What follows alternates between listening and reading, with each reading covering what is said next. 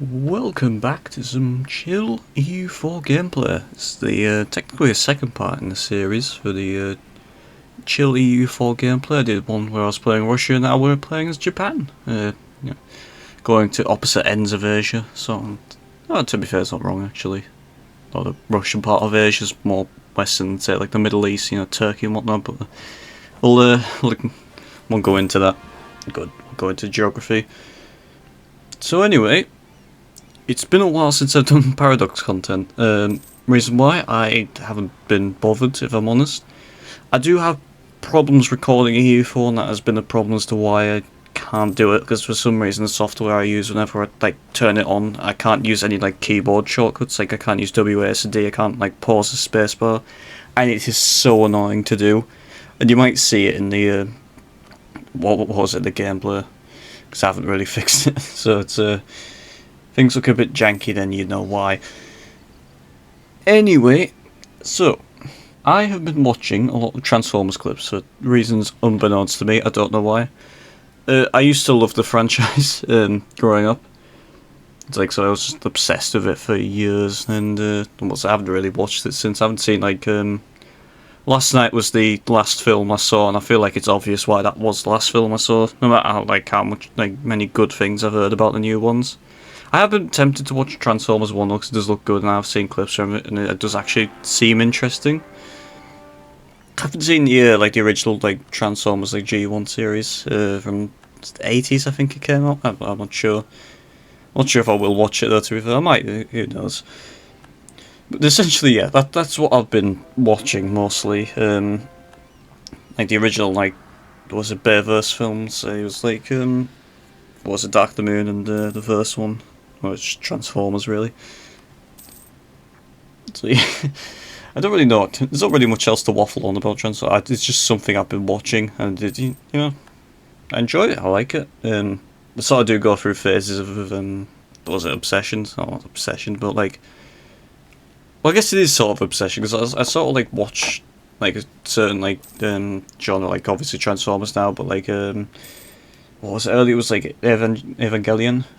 What was that? I was watching that a lot. I've seen the original series twice now, and I only watched it for first time at the start of the year. It's really good though. I really enjoyed it, and I'm starting to read a manga, and it is really good. I would recommend watching it. It is very dark and depressing at parts. It's if you think you're watching a mecha anime, you're in for something else. That's all I'll say. I don't really want to spoil it, but I might talk into it in more depth. It's something that I really enjoyed it, and I feel like it did have a bit of an impact on me as well. So would definitely be possible content to talk about in the future. Yeah, I was gonna say, really doing well with this commentary sort of thing. More or less, not built for it, or avoiding certain subjects because not for me. Rather not go into them. Anyway, so I guess I'm going into some personal life details then. I am currently in my last year of school. Just great going for me. I'm going to be in university next year, which will be interesting. To say the least, don't really know how life's going to be then. Because it's just going to be a lot different, cause I'll be on my own, essentially.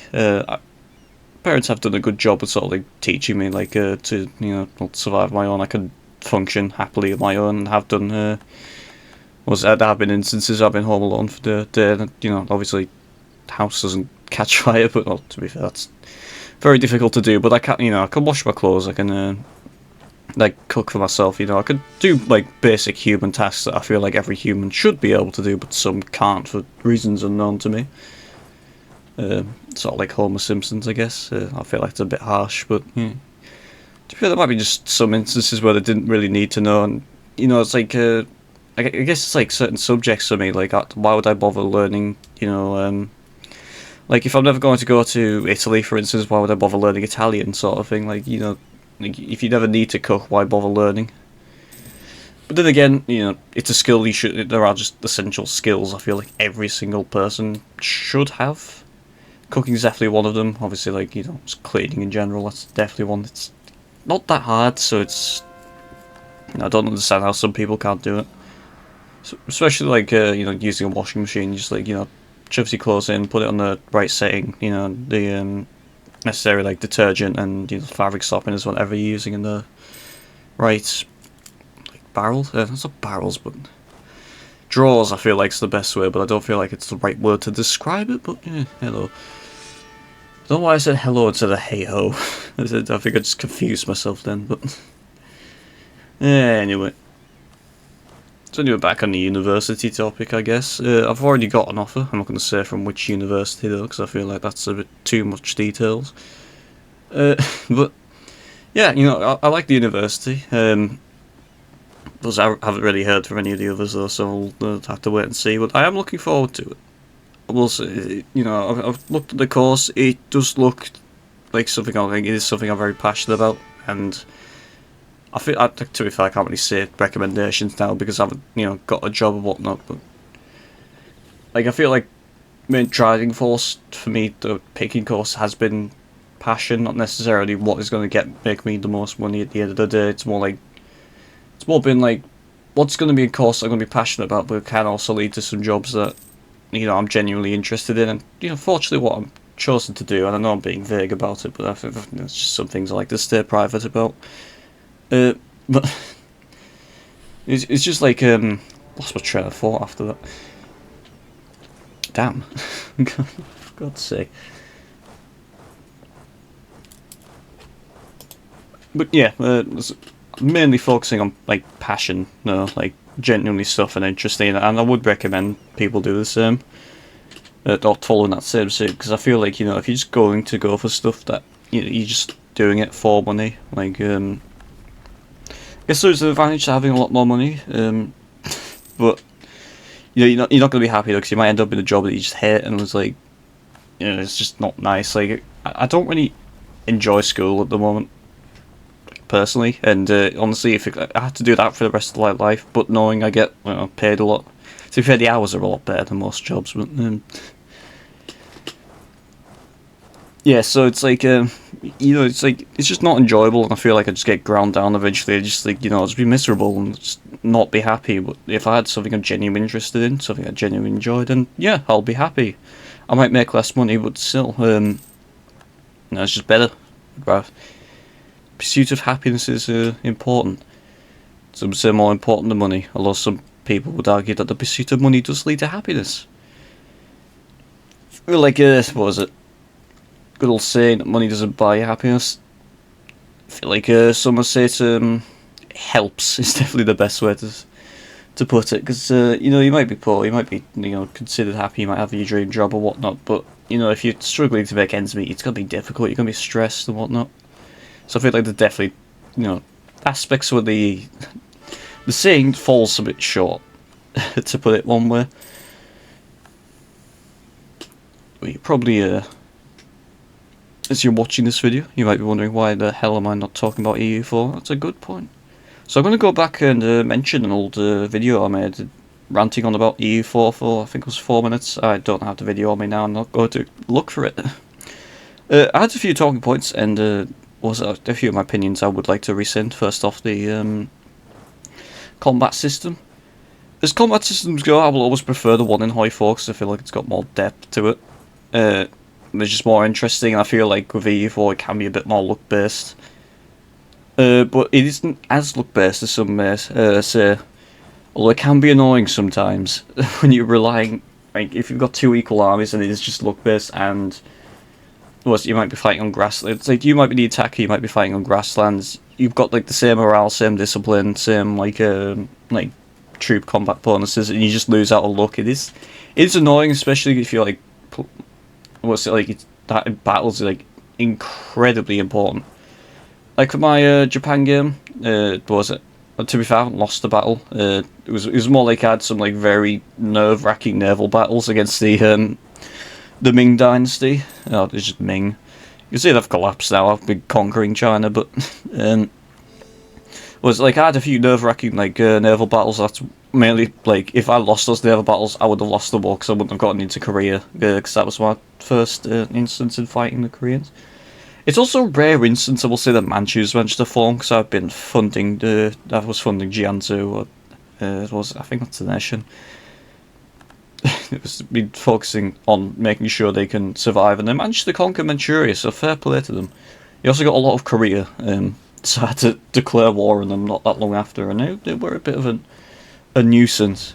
Although I did fight them whilst they were, I think wasn't the Mandate ahead. It was like a weird three-way war, because the Shun had appeared. So the Ming were declared war on the Shun, but then Manchus declared war on the Ming, and then somehow the Shun and the Manchus ended up at war. It was a weird three-way war. It's like the average Spanish Civil War experience. But yeah, that's that was that fun little anecdote of the game.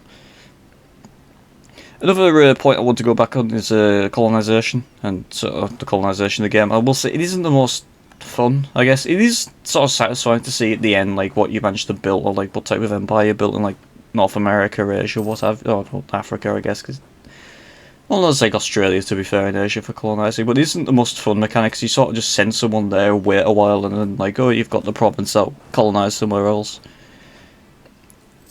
I guess the only real way to make it a bit more interesting is a randomised new world, but again, I've only used that feature once, so I don't really intend on using it, because I don't know why I just prefer the fixed new world. Like, sometimes I have put some, new native nations, or like stronger ones, like, I do mess around with the custom nations a few times, because it does make it, the campaigns more different, because it isn't always samey, but it's like, sometimes, I feel like, the past few I've had, where I haven't, like, put random custom nations in, I feel like it's just been a bit samey, like Ottoman's snowball to get really strong, yeah, and like Sweden, dominate Scandinavia. It's just, I feel like with like how focus trees are with this game at the moment, or mission trees, and combat like troop bonuses, certain powers do just dominate naturally. So I feel like what I'd try to do is undermine them, like add like or destabilize the empires. Like was it the Ottomans? The past few times I just like destroyed them. Like I put like, like I made like the equivalent to the Byzantine Empire, or like a weaker one. Like I've divided the Balkans up, and maybe I've left them in Anatolia, and yeah, so they can't get into Europe. Those sorts of things, because it does make it more interesting. It makes it more different. In this campaign, I did the same the Ottomans, but also did the same Scandinavia. Although, to be fair, it doesn't really make much a difference to me. I feel like in this campaign, I didn't really like put any big nations, like, or typically don't if they're going to be like right next to me.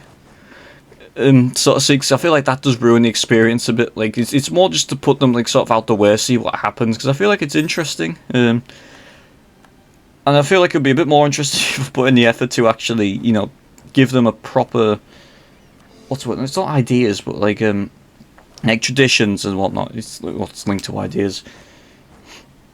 Because you can make some like really overpowered stuff, and just like trying to balance them, because like giving like plus 20% like morale on like a massive army like at the start of the game is going to be very overpowered, and that can happen.